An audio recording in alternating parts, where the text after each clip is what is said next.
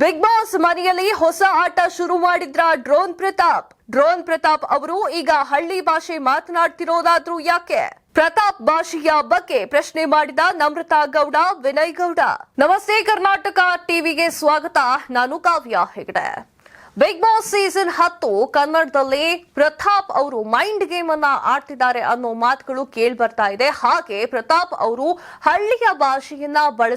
ಇತ್ತೀಚೆಗೆ ಹಳ್ಳಿಯ ಭಾಷೆಯನ್ನ ಬಳಸಿಕೊಂಡು ಮಾತನಾಡ್ತಿದ್ದಾರೆ ಅಂತ ನಮ್ರತಾ ಹಾಗೂ ವಿನಯ್ ಅವರು ಆರೋಪವನ್ನ ಮಾಡಿದ್ದಾರೆ. ಹಾಗಾದ್ರೆ ಏನದು ಸ್ಟೋರಿ ಇಲ್ಲಿದೆ ನೋಡಿ. ಡ್ರೋನ್ ಪ್ರತಾಪ್ ಅವರು ಮೈಂಡ್ ಗೇಮ್ ಅನ್ನ ಆಡ್ತಾ ಇದ್ದಾರೆ.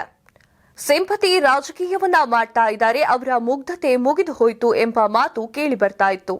ಆದರೆ ಈಗ ಅವರು ಹಳ್ಳಿಯ ಭಾಷೆಯನ್ನ ಮಾತನಾಡುತ್ತಾ ಹೊಸ ಗೇಮ್ ಅನ್ನ ಶುರು ಮಾಡಿದ್ದಾರೆ ಎಂಬ ಆರೋಪ ಶುರುವಾಗಿದೆ. ಬ್ರೇಕಿಂಗ್ ನ್ಯೂಸ್ ಟಾಸ್ಕ್ ವೇಳೆ ಪ್ರತಾಪ್ ವಿರುದ್ಧ ನಮ್ರತಾ ಗೌಡ, ವಿನಯ್ ಅವರು ರೊಚ್ಚಿಗೆದ್ದಿದ್ದಾರೆ. ಪ್ರತಾಪ್ ವಿರುದ್ಧ ಮಾಡಿದ ಆರೋಪವಾದ್ರೂ ಏನು ಅಂತೀರಾ? ಫ್ಲೈಟ್ಗಳ ಬಗ್ಗೆ ಮಾಹಿತಿಯನ್ನ ಕೊಡುತ್ತಿರುವ ವೇಳೆಯಲ್ಲಿ ಹಳ್ಳಿಯ ಭಾಷೆಯನ್ನ ಬಳಸಿದ್ದಾರೆ. ನಮ್ಮ ಹಳ್ಳಿಯಲ್ಲಿ ನಾವು ಹೀಗೆ ಮುದ್ದೆ ಕಟ್ಟೋದು ಅಂತ ಹೇಳಿದ್ರು. ಅಪ್ಪ ಅವ್ವ ಎನ್ನುವುದು ಯಾರಿಗೂ ಕಾಣಿಸ್ತಾ ಇಲ್ಲ ಅಂತ ಅನ್ಕೊಳ್ಬೇಡಿ ಎಂದು ವಿನಯ್ ಅವರು ಹೇಳಿದ್ದಾರೆ. ಗ್ರಾಮೀಣ ಜನರಿಗೆ ಮಾಟ ಮಾಡೋಕೆ ನಾಗವಲ್ಲಿ ತರ ಆಗಾಗ ನಿಮ್ಮ ಮಂಡ್ಯ ಭಾಷೆ ಬದಲಾಗುತ್ತಾ ಹೋಗುತ್ತದೆ ಎಂದು ನಮ್ರತಾ ಗೌಡ ಹೇಳಿದ್ದಾರೆ. ನಾನು ಹಳ್ಳಿ ತರವೂ ಮಾತನಾಡ್ತೀನಿ, ಸಿಟಿ ತರನೂ ಮಾತನಾಡ್ತೀನಿ. ಹಳ್ಳಿ ಟಾಸ್ಕ್ ನಲ್ಲಿ ಭಾಗ್ಯಶ್ರೀ ಮೇಡಮ್ ಅವರು ಕೂಡ ಈ ಮಾತು ಹೇಳಿದ್ರು. ಸೌಟು ಮುಂತಾದ ಪದಗಳನ್ನ ಬಳಸುತ್ತಾ ಮಾತನಾಡ್ತಿದ್ವಿ. ಅದರಲ್ಲಿ ಯಾವುದೇ ವ್ಯತ್ಯಾಸ ಇಲ್ಲ ಎಂದು ಪ್ರತಾಪ್ ಅವರು ತಿಳಿಸಿದ್ದಾರೆ. 70 ದಿನಗಳ ಕಾಲ ನಿಮಗೆ ಯಾಕೆ ಮುದ್ದೆ ಮಾಡಬೇಕು ಅಂತ ಅನಿಸಿಲ್ಲ ಎಂದು ಪ್ರತಾಪ್ ಅವರ ಪ್ರಶ್ನೆ ಮಾಡಿದ್ದಾರೆ. ಬಿಗ್ ಬಾಸ್ ಕನ್ನಡ ಸೀಸನ್ 10 ಶೋನಲ್ಲಿ ಇತ್ತೀಚೆಗೆ ಪ್ರತಾಪ್ ಅವರು ತುಂಬಾ ಆಕ್ಟಿವ್ ಇದ್ದಾರೆ. ಉಳಿದ ಸ್ಪರ್ಧಿಗಳ ಜೊತೆ ತಮಾಷೆಯಿಂದ ಮಾತನಾಡೋದು, ಹಳ್ಳಿ ಭಾಷೆಯಲ್ಲಿ ಮಾತನಾಡೋದು, ಕಾಲೆಳೆಯೋದು ಕೂಡ ಕ್ಯಾಮೆರಾದಲ್ಲಿ ಸೆರೆಯಾಗ್ತಾ ಇದ್ದು ನಿತ್ಯದ ಎಪಿಸೋಡ್ನಲ್ಲೂ ಪ್ರಸಾರ ಆಗ್ತಾ ಇದೆ. ಹಾಗಾದ್ರೆ ಪ್ರತಾಪ್ ಅವರು ಬದಲಾಗ್ಬಿಟ್ರಾ? ಬಿಗ್ ಬಾಸ್ ಮನೆಯಲ್ಲಿ ಈ ವಾರ ವೀಕೆಂಡ್ ಎಪಿಸೋಡ್ನಲ್ಲಿ ಕಿಚ್ಚ ಸುದೀಪ್ ಅವರ ಮುಂದೆಯೇ ಡ್ರೋನ್ ಪ್ರತಾಪ್ ಅವರು ಹಳ್ಳಿಯ ಭಾಷೆಯ ಪದವನ್ನ ಮಾತನಾಡ್ತಿದ್ರು. ಇದು ವೀಕ್ಷಕರ ಗಮನಕ್ಕೂ ಬಂದಿದೆ. ಆಗಾಗ ಅವರು ವಸಿ ವಸಿ ಅಂತ ಹೇಳ್ತಾನೆ ಇರ್ತಿದ್ರು.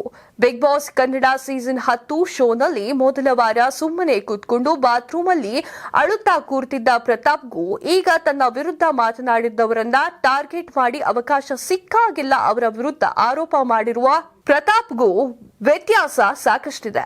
ಪ್ರತಾಪ್ ಅವರಲ್ಲಿ ಏನು ವ್ಯತ್ಯಾಸ ಕಾಣ್ತಿದೆ?